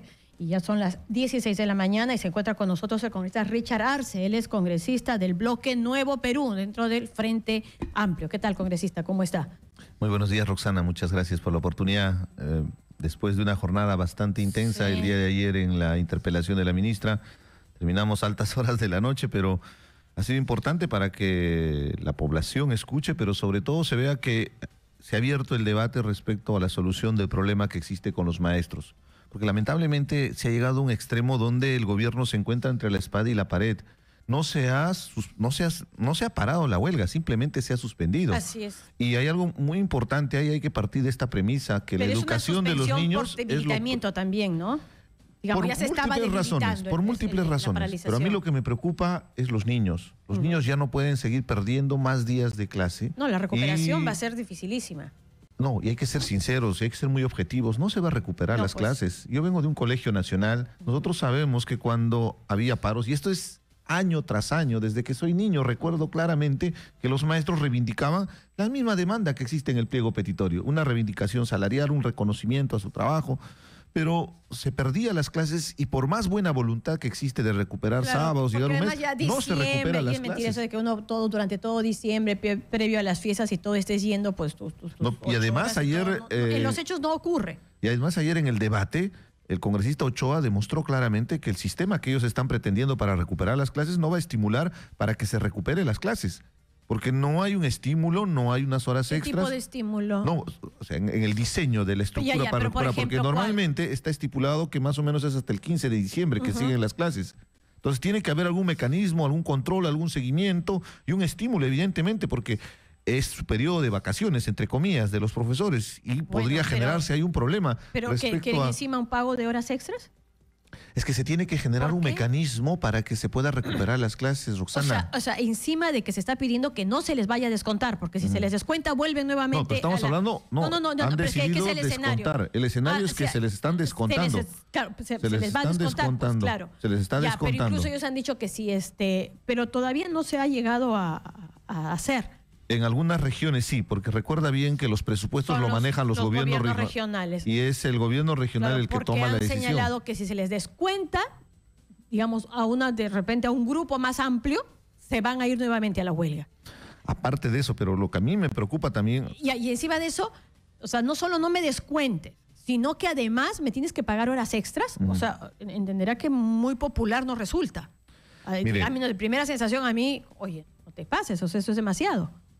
Lo importante acá es que tienen que dialogar y llegar a un consenso y diseñar una estrategia, un sistema que nos permita recuperar en parte las clases, porque no se va a recuperar. No, ya los expertos han dicho que no hay forma. O sea, que seamos honestos, la recuperación que se espera, recuperar todo lo perdido, ya no hay forma. Entonces partamos de esa premisa. Lo que va a salir es que este año va a ser un año, pues, no totalmente perdido, pero sí que no van a salir debidamente preparados. ¿Y cuánto lo que se esperaba de metas para este año? ¿Cuánto le cuesta al país que los niños pierdan clases? ¿Cuánto le cuesta en el desarrollo de una sociedad donde la mayoría de niños de nuestro país... ¿Cuánto es responsabilidad solamente del Ministerio de Educación? Hay gran responsabilidad de parte del responsabilidad, pero también aquí ha habido intereses políticos clarísimos. Siempre va a haber, en toda movilización social, por supuesto, va a haber intereses políticos, inclusive va a haber infiltraciones. Estoy totalmente de acuerdo, así es.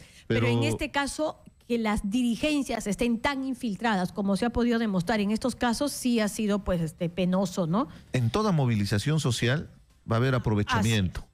Eso totalmente de acuerdo. Y ahí está la capacidad que tiene que tener el gobierno justamente, en primera instancia, de prevenir el conflicto. Los conflictos sociales se solucionan previniendo, porque una vez que empieza la conflictividad social, cada día que va pasando, corres el riesgo que escale y puede llegar al extremo que estamos en este momento donde parece que estaríamos entre la espada y la pared y que no hay un viso de solución. Y la ministra ya no es parte de la solución, sino ya se ha convertido en parte del problema, porque se ha llegado a una polarización donde se tiene en riesgo nuevamente el tema de los niños que pueden seguir perdiendo clases si es que toman otra medida de esta naturaleza. Entonces, ahí es donde nosotros estamos muy preocupados. Usted sí, digamos, a diferencia de Velázquez, que es que usted sí apuesta por la censura. Entiendo además que de su grupo es que ya partió esta iniciativa de recoger las firmas.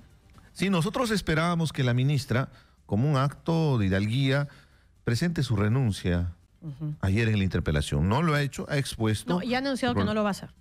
Pero hay también otro detalle muy importante y tiene que ser muy objetiva. Si vemos el índice de aceptación que está teniendo la gestión del actual presidente, se ha tenido un bajón terrible. El resultado de esta semana muestra una desaprobación muy alta para un primer año de gobierno. Está exponiendo la propia gobernabilidad del país porque esto está asociado, en un mes, pero esto está asociado a ¿qué? A la huelga de los maestros. No son los exabruptos que pudo haber tenido el presidente en este mes. Acá es problema directo en la gestión del conflicto social con el magisterio. Y frente a esa realidad, en realidad está exponiendo al propio presidente de la República. Sí, los fusibles son los ministros. El fusible no es el presidente de la República, viéndolo objetivamente hasta desde el punto de interés del partido de gobierno. Yo entiendo claramente eso, pero yo sí creo que también de parte de la población, y se ha percibido respecto al tema de respaldo a la huelga, en un primer momento tenía un respaldo enorme, más del 70%, ¿no es cierto? Porque ¿quién no podía solidarizarse con estas demandas de un sector pues prácticamente olvidado a pesar del aporte que le hace al país en el tema salarial? Pero cuando se logran conseguir el aumento salarial y se insiste en la paralización, ya la población también empieza a mirar con ojos completamente distintos a lo que podría ser este sindicato.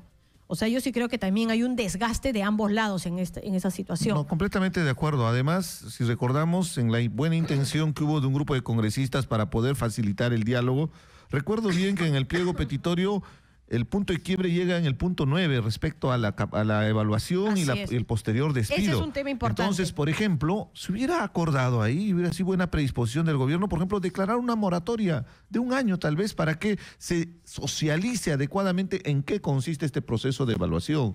Y el señor León Trattenberg en una entrevista expresó claramente que si la evaluación más bien genera un estímulo para mejorar, no solamente en sus competencias, sino en ingresos económicos, más bien va a ser un instrumento que va a mejorar no solamente la capacidad de los maestros, sino va a estimular la necesidad de estar en evaluación permanente. Y hay otro detalle, Roxana, que es muy importante resaltar. Los maestros contratados cada año dan exámenes para que puedan para conseguir una plaza y para que puedan ser ubicados. No, nombrados, no, para conseguir el año de trabajo, porque los maestros contratados viven en una precariedad laboral terrible. Entonces, no es tan cierto cuando se trata de extrapolar y decir que no quieren evaluación. Los contratados dan cada año un examen. Y de acuerdo al resultado que han tenido en el examen, y ojo que es un examen cognitivo, no es un examen de desempeño, porque ahí está la otra crítica, debería abordarse más el desempeño, la capacidad que tiene para desarrollarse en un aula de clase, viendo cómo está no solamente el tema cognitivo, sino también el tema procedimental, la forma como desarrollan las actividades, creo que y el tema actitudinal importante de interiorizar los conocimientos, que es una evaluación integral que están reclamando los maestros. Lo que ha sucedido es que muchas veces en estas evaluaciones, inclusive, vamos a ser sinceros, hasta se han robado las pruebas. Claro. Hay una especie de mafia en torno a la evaluación. Entonces, ¿quién no puede tener la preocupación? Además, ya que se han instalado como parte del sistema, ¿no? Una quina, o sea, ya tienen hasta los montos, las tarifas que se tienen que estar pagando para cada una de estas pruebas. Y cuando uno busca datos de la Defensoría y de otros organismos, las SUGELES son las más denunciadas, o sea, donde se advierte un mayor nivel de corrupción, tiene que ver precisamente con esas oficinas administrativas. Es ahí donde el Ministerio de Educación. El Estado y el gobierno tienen que hacer un mea culpa respecto a las evaluaciones. Entonces, si vemos, tal vez es fácil ser general después de la guerra o del combate. Lo importante es que el gobierno tiene que entender que la evaluación sí lo aceptan los maestros, pero hay que saber canalizarlo, hay que saber socializarlo, hay que generar más bien una especie de motivación y estímulo para que se sometan a la evaluación. Y hay experiencias, ayer lo mostraban en algunas... Pero claro, el asunto es no dar marcha atrás, o sea, probablemente sí, socializar mejor el tema de la evaluación, de, digamos, los métodos que se están utilizando, pero que esto no signifique que luego, con el paso del tiempo, simplemente termine metido en un cajón y que ya no hay evaluación. O tiene que haber evaluación. El tema de la meritocracia sí es una bandera que creo que la que tiene que haber así coincidencia y el acuerdo de absolutamente todos los sectores. Pero también hay que ver el problema de fondo. ¿Por qué el bajo nivel de algunos maestros? Es por la formación académica de estas universidades e institutos de garaje. Se ha llegado al extremo en nuestro país que se ha mercantilizado la educación y hay que ser claros y sinceros, por eso es importante fortalecer la SUNEDU. Han estado regalando prácticamente títulos porque no ha habido una inversión real en la mejora académica y esto ha generado un debilitamiento en la formación y en las competencias de los maestros. Entonces, ¿de dónde surge el problema de que no tengamos maestros bien formados? Justamente de la formación académica. Abordemos también ese problema y es responsabilidad del Ministerio de Educación y ayer se lo exponíamos a la ministra. De la misma manera, ya no polaricemos más, por ya eso, no lleguemos digamos, a extremos. En su caso, de la manera más sencilla y simple, ¿por qué cree que tiene que ser censurada? Porque no tuvo reflejos, porque puntualmente no tuvo la capacidad para solucionar este conflicto social, este problema del magisterio que fue avisado, que fue previsto, inclusive con tanta antelación. El congresista Ochoa nos contaba de que hasta 60 días antes ya le había hecho conocer. No solamente el congresista Ochoa. Usted recuerda bien que existe la Defensoría del Pueblo que te reporta mensualmente el estado de latencia de los conflictos sociales. ¿Qué tiene que hacer el gobierno? Es como una especie de satélite que te está avisando, ahí hay un conflicto social. Alerta, tienes que ir a atender en la etapa temprana, antes que se desencadene. Porque una vez que se desencadene el conflicto social puede llegar a extremos hasta de violencia. Digamos, por no haber tenido los reflejos entonces. Por no haber tenido los reflejos. Dos, porque no hubo una comunicación adecuada en el gobierno. Recuerde bien usted cómo en un momento la ministra estaba inclusive en la Comisión de Educación explicando, planteando la posibilidad del diálogo y paralelamente el presidente estaba dando un mensaje a la nación. o la ministra supuestamente estaba conversando y el presidente estaba invitándolos a Palacio de Gobierno. Claro, Y por ella otro estaba lado, viendo el con quiénes Ministerio del conversaban. Interior estaba mencionando de los vínculos que existen de algunos maestros con el Movadef, con Sendero Luminoso, cuando debieron actuar con inteligencia. La inteligencia debe de capturar a esos infiltrados. Nosotros tenemos que ser drásticos con la gente de Movadef porque son organismos de fachada de Sendero Luminoso, pero no podemos estigmatizar y no podemos generalizar a todos los maestros porque eso provoca, porque eso exacerba más las emociones y en un estado donde se tiene conflictividad social genera este tipo de polarización en el país y no se logra la solución del problema.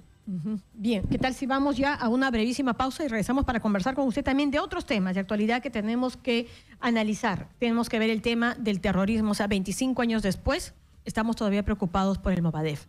No, y le hemos dado una tribuna inmensa estas además, semanas. otra importantísima. Todos los periódicos, el Congreso, las autoridades llenándose la boca y hablando del Movadef cuando tenemos que arrinconarlos. Seamos muy objetivos. ¿Pero qué hacemos para arrinconarlos? Muchas ¿Y veces qué se hace desde las fuerzas políticas también para arrinconarlos? Por supuesto. ¿No es cierto? Y además de que tengan incluso hasta esta especie de mausoleo, ¿no? que hasta el momento tampoco no se puede ni siquiera derribar. 25 años después. O sea, yo comenzaba el programa señalando que a mí me quedó grabado este mensaje de Abimael cuando es capturado, diciendo, me puedes detener, pero esto no muere. 25 años después pareciera estar dándole la razón. Volvemos para conversar sobre ese tema luego de esta brevísima Con mucho gusto. pausa comercial. Ya volvemos. Continuamos con Rosana Cueva en Exitosa.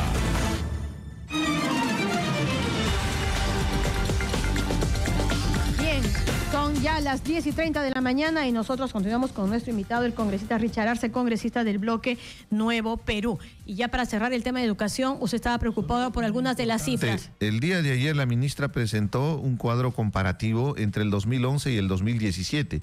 El 2011 el presupuesto general de la República en el sector educativo era de 13.719 millones de soles. El 2017 es de 26.181 millones. O sea, se ha duplicado el presupuesto. Pero comparativamente, y haciendo una correlación respecto al sueldo nominal, el 2011 el sueldo era 1.294, el sueldo nominal promedio. El 2017 es un promedio 1.700 soles el sueldo nominal.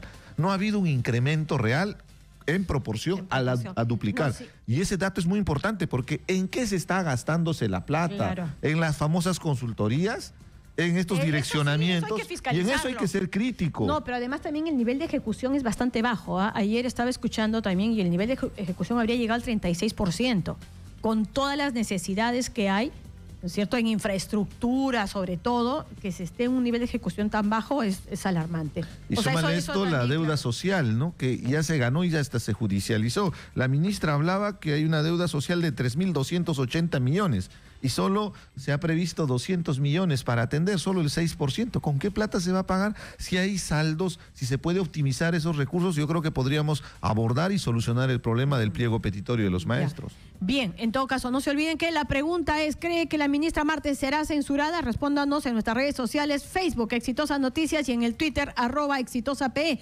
Vamos a ver qué adelanto nos tiene ya en este momento Judy respecto a lo que están compartiendo con nosotros quienes nos siguen esta mañana, Judy.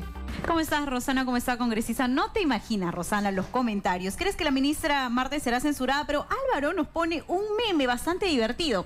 Acá estamos unidos defendiendo a la ministra y a PPK menciona a Gino Costa. Y lo que vemos, pues, es los escaños vacíos. muchachos. ¿Sí o no, muchachos? Bueno, bastante curiosos nuestros Revelador, seguidores. por supuesto. Y es la verdad, no lo vamos a negar. ¿Qué opina? A ver, Dante Alexander nos dice, no solo debe ser censurada esta señora por inepta, le dice, además de Eva Sombrío, que también ha tenido un papel bastante importante, o bueno, bastante central, se podría decir, en esta protesta, ¿no? Randy nos dice, debió renunciar, pero no le da la gana ahora que la censuren y que se vaya. Debería poner a alguien que conozca la realidad nacional. Por otro lado, Clemente nos dice, sería darle a violentistas un botín de guerra, menciona. Evitemos la censura para evitar el posicionamiento de los violentistas. La nación agradecerá. Una opinión diferente a las otras. Vamos a revisar las opiniones en el Facebook, Rosana. Dice Wignar, nos dice, por momentos se muestra soberbia, eso durante la interpelación, y en otros momentos pone cara de pena. Es una persona manipuladora, es muy parecida a la venezolana Corina, menciona. La ministra hará lo que sea para intentar quedarse. Unos comentarios bastante curiosos. ¿Qué nos dice? A ver,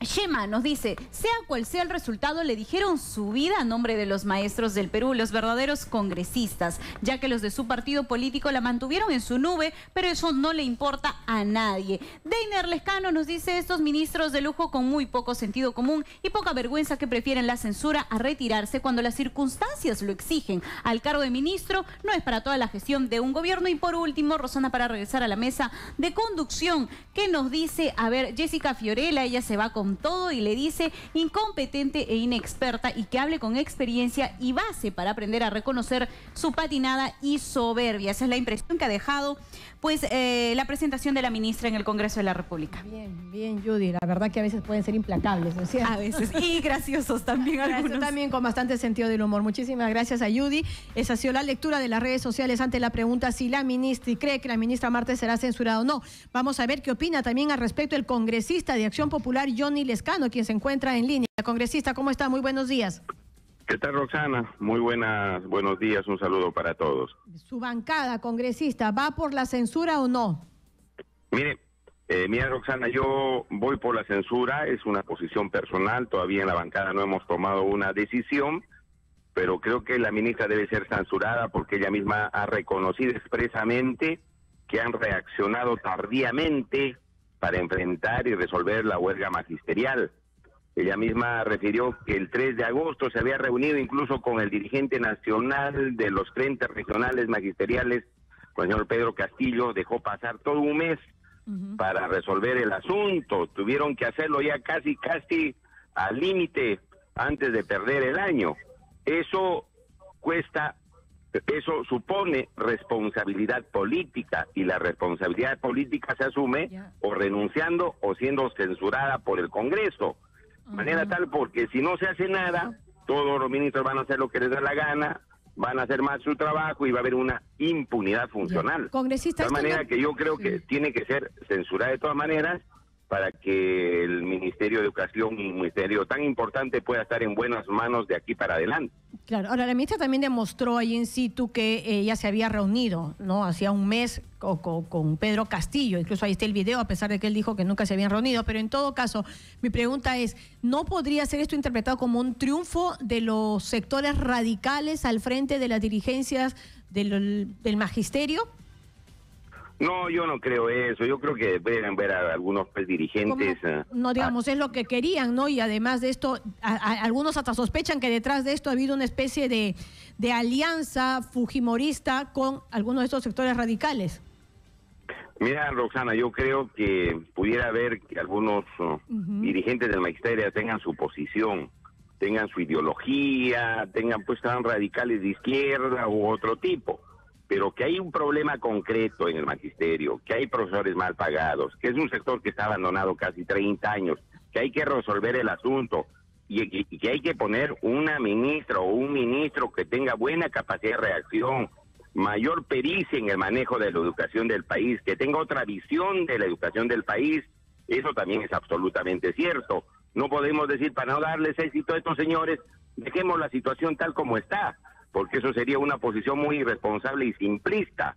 Ayer decían, oiga, estamos luchando por la educación de calidad en el Perú, y eso es mentira, porque si tú vas a ver los colegios privados que han triplicado el número en Lima, por ejemplo, respecto a los colegios públicos, no se sabe qué estarán enseñando en los colegios privados, hasta abren colegios privados al lado de garajes o encima de los mercados.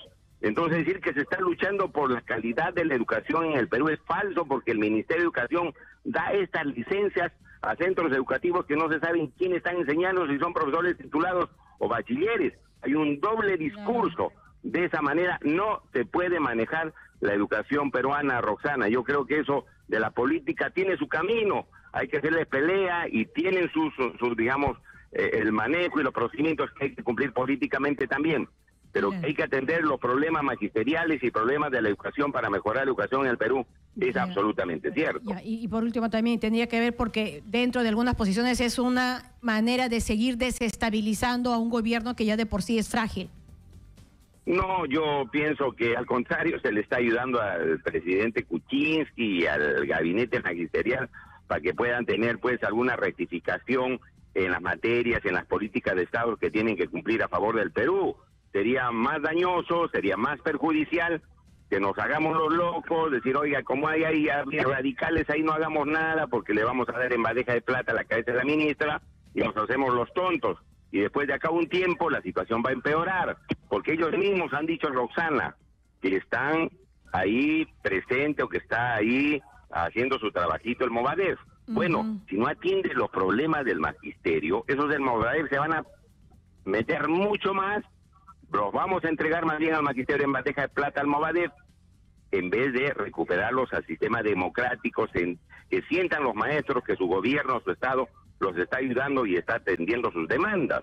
Entonces hay que hacer también ese análisis político para no vernos con una educación bastante dañada de acá para adelante si no hacemos nada. Bueno, en todo caso sí, digamos, la censura es inminente.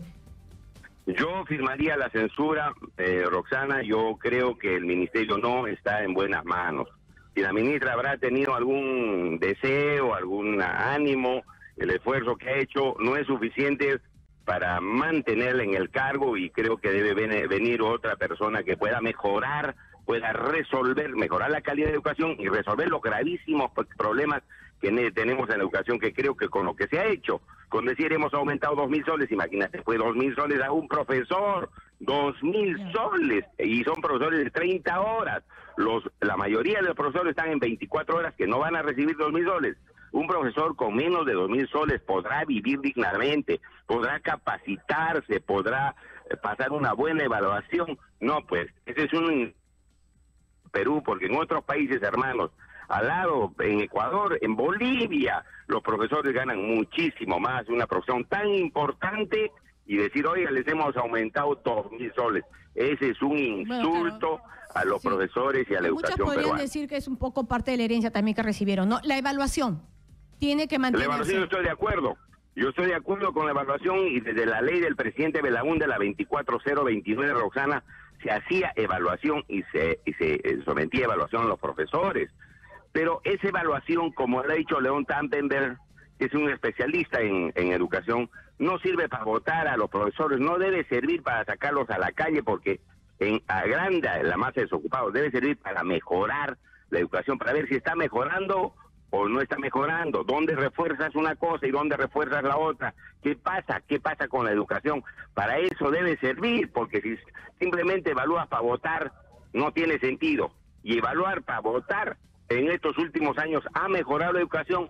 No ha mejorado nada, Roxana. Es un mecanismo que al parecer es bonito, pues todos los que no saben afuera, y entran los que saben. Mentira, pues, porque verás el resultado de los niños y los jóvenes, les evalúas. Pregúntales los incas del Perú, ándate incluso a colegios privados pitucos, pregúntale quiénes son los incas, dónde está el lago Titicaca, y no saben. Sí, no, y es cierto, a veces ni escribir bien, no ven las faltas ortográficas de pánico, y también la ve de parte de los profesores, en algunos de los comunicados que han avanzado, pero en fin, todos esperamos que eso pueda cambiar pronto. Muchísimas gracias por este enlace telefónico, congresista Lescano. Gracias, Roxana, buenos días. Bien, ha sido el congresista Johnny Lescano de Acción Popular, quien sí ya asegura que su voto está de todas maneras a favor de la censura, no será, y bueno, también nos ha dicho lo mismo el congresista Arce, de parte de Nuevo Perú, ¿no es cierto? Que también escuchaba ayer también a la congresista Pariona, que también estaba completamente de acuerdo. Entonces ya solo falta el fujimorismo, que se reúne el martes. El fujimorismo tiene la mayoría para poder decidir, con eso es suficiente. Y finalmente tienen esa gran responsabilidad frente al país, así que tienen que tener ellos también bastante cuidado a la hora que toman decisiones. Últimamente se ven así unas coincidencias entre el Frente Amplio, y hablo así como todo el grupo, y el fujimorismo, ¿no? Respecto a algunas decisiones de este tipo. En esta circunstancia especial nosotros estamos viendo el tema de la educación de los niños. Y lamentablemente la ministra, como lo vuelvo a repetir, ya no es parte de la solución, sino es parte del problema. Y la intención es no polarizar más, no llegar a extremos, buscar alternativas. Y algo muy importante, y voy a ser muy incisivo en esto, yo estoy pensando también en la gobernabilidad del país. A mí me preocupa el bajo índice que tiene de aceptación el gobierno.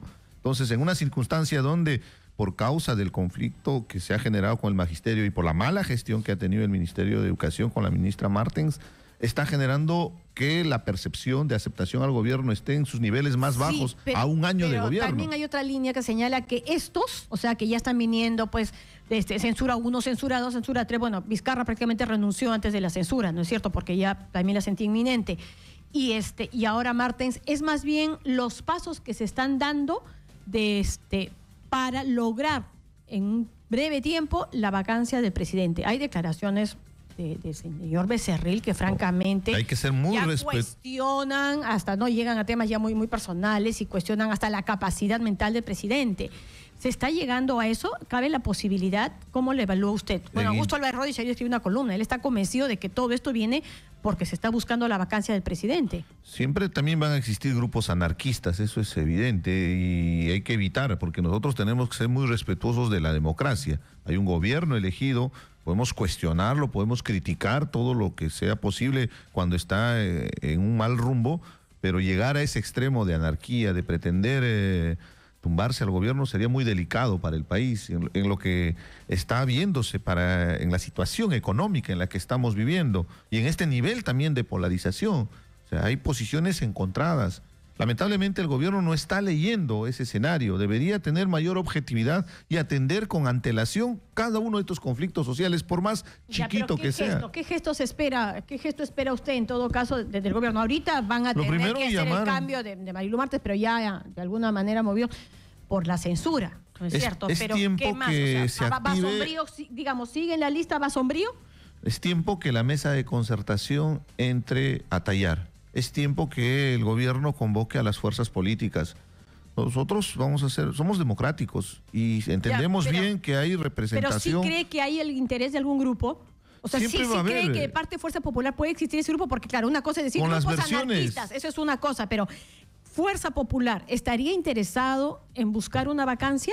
Yo lo que percibo es que Fuerza Popular no ha curado la herida de las elecciones. Siento que la tienen abierta aún de haber perdido una elección por tan pocos votos. Pero hay que ser hidalgos también en reconocer que se ha elegido al señor Kuczynski como presidente de la República. Y que tiene que terminar su mandato de 5 años. Y tiene que terminar su mandato porque es un principio democrático. A no ser que se encuentre una denuncia grave de corrupción, una vinculación con todas estas denuncias que tiene Alejandro Toledo. Eso es al margen. Hay que ser muy objetivos porque ahí está el tema de la carretera transoceánica y el presidente era exministro que tenía cierto nivel de responsabilidad. Pero seamos muy objetivos. He hecho ese paréntesis que tiene que ser aclarado y tiene que quedar constancia. Más allá de eso, el que se pueda estar buscando, ¿no?, o apuntando una vacancia y empezar a cuestionar ya incluso la capacidad, ¿no?, ya hasta mental o psíquica del jefe de Estado, ya es estar llegando a mayores. Y eso es algo extremos en los que obviamente entiendo que movimientos o grupos políticos como el suyo no estaría de acuerdo. Nosotros somos muy respetuosos de la democracia. Somos muy respetuosos de la democracia. Entendemos el sentir de la población. Entendemos a los maestros. Yo estuve en las calles, Roxana, estuve en Abancay, en mi pueblo, con más de 2,000 maestros en la plaza, reclamando legítimamente derechos conculcados. Y entiendo bien el sentimiento de estas personas, pero tenemos que buscar un punto de equilibrio con la mayor objetividad, porque al final tenemos que pensar por el país, no en el interés político partidario, no en el interés mezquino. Es un escenario bien frágil y peligroso. Por supuesto. Porque por otro lado, no podemos dejar de ver a Movadef, como lo estábamos señalando también hace algunos momentos. Y sobre todo, creo que es una fecha importante la del martes, que es la captura de Abimael Guzmán 25 años después, que yo le decía, ¿cómo puede ser que 25 años después todavía puedan existir estos grupos que sigan compartiendo esa ideología sanguinaria, ¿no? ¿Y qué estamos haciendo al respecto? Hemos hecho muy poco, porque lo primero que hacemos es desacreditar a la Comisión de la Verdad y Reconciliación Nacional. Después de la Segunda Guerra Mundial se estableció una Comisión de la Verdad y después de cada suceso de violencia en el mundo se establece una Comisión de la Verdad con la intención de levantar la información y generar memoria colectiva en la población, Roxana. Lamentablemente, por temas ideológicos, ha llegado al extremo de criticar y de desnaturalizar inclusive el informe de la Comisión de la Verdad, que nos mostró la otra cara del país. Aquí en Lima vimos Tarata. Lo invisible. Yo vengo de Apurímac, Rosana, y en Apurímac yo recuerdo de niño. Era espantoso. Yo recuerdo de niño por la puerta de mi casa, mis hermanos campesinos trayendo a sus cadáveres en mantas, desfilando cada día. La insanía terrorista y también de un Estado represor, porque hubo terrorismo de Estado, llegó a la violencia extrema, donde asesinaron a mujeres, niños, se dejó civiles. Una tarea enorme a un sector que solo se maneja con esos criterios, ¿no es cierto? Porque faltó un liderazgo político por encima también de estos grupos militares. Pero lo que yo digo es, usted lo vivió. ¿Por qué sus hijos, sobrinos y no lo pueden de alguna manera recordar y tener tan presente? Porque no estamos educando a nuestra sociedad. Los niños deberían saber qué significó Sendero Luminoso, qué significó el MRTA, pero también qué significó el terrorismo de Estado. Y en eso hay que ser claros y objetivos. Desde muy pequeños hay que enseñarles historia, porque aquel pueblo que no aprende de su historia está condenado a repetir lo que pasa es lo que ha sucedido en el pasado. Marcos Ibaceta nos señalaba hace una hora que el tema está que asumimos que esa guerra había terminado. Y no había terminado. Mientras y que por eso el tema de la Comisión de la Verdad y otros de repente dicen no funcionaron por eso, porque asumimos que sí, cuando en verdad no había terminado y seguía vigente. Es que persisten aún las inequidades, la exclusión social, la pobreza. Usted vaya a ver las zonas rurales, en qué situación extrema. Eso, no, ese fue el pretexto. Ese es el pretexto. Ese es el pretexto. Eso es lo que mucha gente se confunde y dice que por eso es que hay que tomar las armas. Pero mientras haya esas inequidades, esas desigualdades, es un caldo de cultivo. La frustración de tantos jóvenes que terminan de repente un estudio y no tienen la posibilidad de seguir una carrera, no tienen una oportunidad laboral, hace que sean caldo de cultivo para que se reivindique estas ideologías que trasnochadas. Era también un totalitarismo en el que tampoco iban a tener esas oportunidades. En eso sí hay que ser claro. Arrebatarte tu libertad. Hay que ser claro, era una ideología totalmente trasnochada, desfasada, extrema en violencia, que no le importó asesinar campesinos. Vamos a ser claros y objetivos. O sea, a los sectores más vulnerables es donde más muertes se registraron. O sea, es cierto, Tarata está aquí, pero la cantidad de campesinos y autoridades, representantes del pueblo, que perdieron la vida simplemente por esta locura es larguísima, de miles de miles. Y no tenemos que darles ningún tipo de oportunidad a estos organismos de fachada como el Movadef, que el FUDEF, que reivindican esa ideología trasnochada. En eso tenemos que ser claros, pero tenemos que llegar a un consenso como país para bloquear este tipo de ideologías violentistas. Pero ¿qué sucede? Todos los días en los medios de comunicación, en los tabloides, Movadef, le hemos hecho una propaganda gratis. Inclusive la reivindicación de los maestros, cuando el gobierno debería hablar... ¿no? Peor es que no le hay que dar tribuna. No les hay que dar tribuna. Pero están avanzando. Hay un conflicto social. Pero están avanzando en las organizaciones sociales. O sea, el gran descubrimiento fue que Patria Roja ya no estaba al frente del SUTEP, ¿no es cierto? Habían ganado. Y como tal deben estar también avanzando. Peor es decir que no existen. Eso es su intención. No es que no vamos a decir que no existen. Para eso está la inteligencia de la policía, para poder capturar a esta gente. Pero cuando hay una reivindicación social justa, legítima, como los maestros, o en las zonas donde existen proyectos extractivos, donde las comunidades están levantándose porque hay un Estado ausente, no reduzcamos el análisis a decirles que son terroristas, que son extremistas, que hay infiltrados, sí, que actúe la inteligencia de la policía, pero no le demos tanta tribuna. Estas semanas los más felices habrán sido esta gente, porque ven que el Estado está diciendo a los maestros... Y se llega al extremo de hablar, hay 4.600, 4.400 que han firmado los planillones ¿no? Sí, pero a ver, ¿qué es más grave, Roxana? ¿No es más grave que la OMP le haya vendido un planillón? Sí, ¿No es más grave que el Jurado Nacional de Elecciones haya revisado esas firmas, que haya revisado su ideario y que cuando se armó el escándalo recién se dieron cuenta porque ya le iban a dar la autorización como partido político? Pero esa es la debilidad como Estado. Que 4.000 y pico, casi 5.000 maestros hayan firmado. Porque o están tan desinformados que no merecen tener una responsabilidad como la que tienen, y si la comparten es peor aún. Pero también hay que ser críticos. Sabiendo que es Movadef, firmes. Pero hay que ser críticos con un gobierno. ¿De mis hijos? Pero hay que ser crítico también con el gobierno y nuestro sistema que tiene esos forados donde se aprovechan claramente y se infiltran. Como en las movilizaciones sociales, recuerda bien, el 1 de mayo. En todo el mundo salen a las calles las organizaciones sindicales y ellos aprovechan y levantan sus banderas. ¿Qué hacemos con esos 4.000 o 5.000 que firmaron? Que los identifiquen para ver si realmente están vinculados o no con estos grupos. No, pero al margen de que estén vinculados o no, el solo hecho de que seas tan ignorante y de que creas que esto merece tener una inscripción electoral no es bastante. O sea, después de todo lo que hemos pasado, después de todo lo que hemos vivido, que alguien vaya y firme y responsablemente. Por eso no les hay que permitir. Yo lo puedo entender que lo haga cualquier persona, pero no un maestro. Roxana, los planillones para inscribir partidos políticos muchas veces, y ahí está un problema electoral, se buscan y se firman en la calle, a veces a cambio de un caramelo, a cambio de algo, para conseguir una firma. Su caja de galletas y con sus fideos al costado y firma. Por eso, Roxana, ¿es un maestro? Por eso, Roxana, pero ¿quién le permite? Es el propio gobierno. Vayamos más atrás. O sea, ¿quién le dio los planillones a Almobadev? ¿Cómo es posible que la OMPE le haya facilitado esos planillones para que pretendan inclusive inscribirse como partido político en un Estado democrático? Estoy de acuerdo con usted, pero lo que no podemos dejar de ver es a esos 5,000 maestros también. Hay que observarlos y hay que hacerle seguimiento. Y hay que tener algún tipo de sesión. Identificarlos. En eso vamos a ser claros. O sea, yo reivindico el derecho de los maestros, porque los maestros que han estado en calles, que han estado en plazas reclamando, están reclamando un sueldo porque tú te fijas cuánto es la canasta básica familiar. Y lo dice el INEI, una familia con 2 hijos necesita 3.228 soles. ¿Qué maestro gana 3.228? Con 3 hijos, 4.035 soles. Lo dice el Instituto Nacional de Estadística e Informática. Con usted. Entonces, en una situación precaria. Que no querramos mirar también el otro lado. O sea, yo entiendo que es un grupo electoral y todo lo demás, pero sí tenemos que estar realmente espantados de que exista ese número de maestros que hayan firmado por ese tipo de planillones. Pero también espantémonos del otro lado, de cómo un Estado les facilita, y en eso seamos concretos.